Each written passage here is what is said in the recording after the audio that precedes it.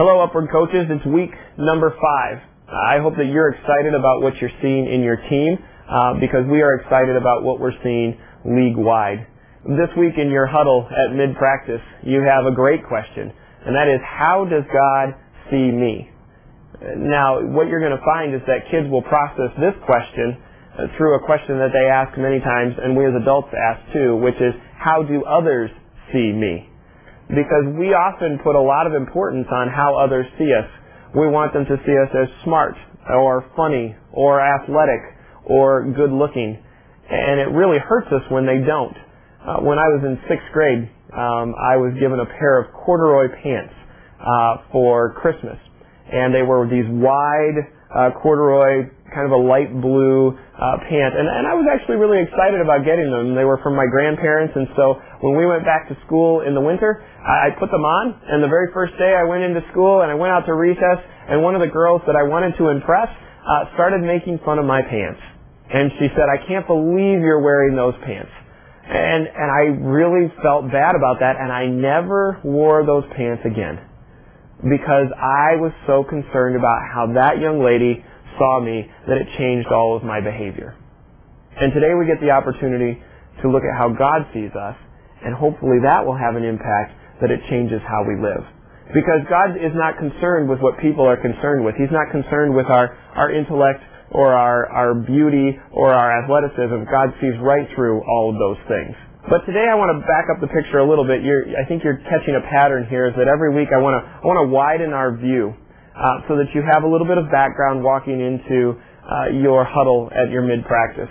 And really when we start looking at how God sees us, I think He sees us in 4 different ways. First, He sees us as His creation. Ephesians chapter 2 verse 10 says, "We are God's workmanship, created in Christ Jesus to do good works, which God prepared in advance for us to do." His workmanship. Now, I've used the illustration many times of how my dad builds furniture.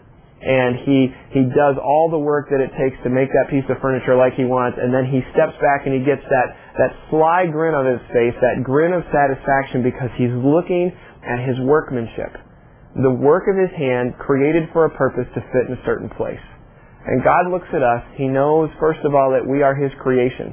Nobody has arrived on earth except by the hand of God creating us. And He's created us for a purpose.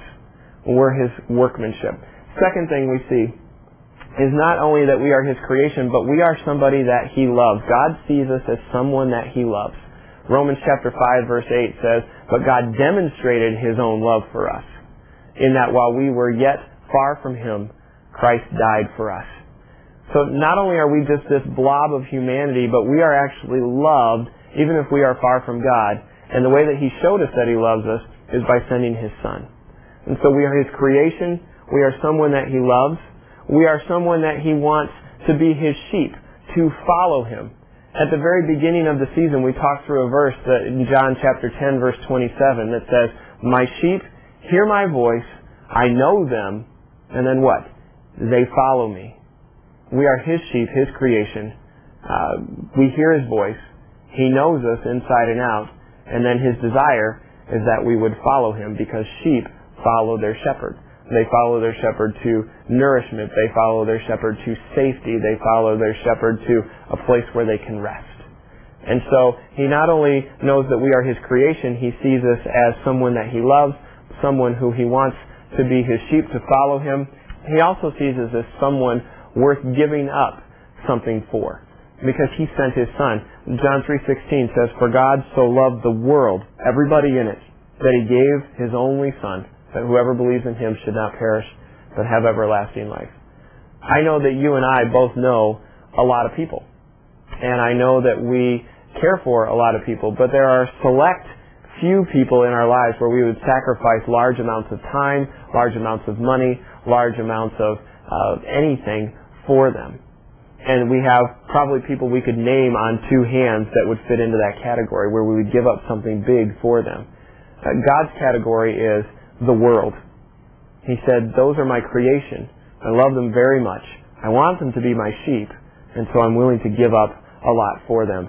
Even I'm willing to give up my only Son." And so when we step back and say, what does God see us as? He doesn't see us like other people do. He actually sees us as His creation, as someone that He dearly loves, someone who He wants to follow Him, and someone who He is willing to give up almost everything for. And so as you talk about these things this week, I hope this gives you a little bit of background. I hope you have a chance to have great conversation with your kids, and that this week not only would they hear a question, but they would walk away seeing God in a new way and understanding a little bit more about how He sees them. Thanks for your investment in these kids. Have a great week.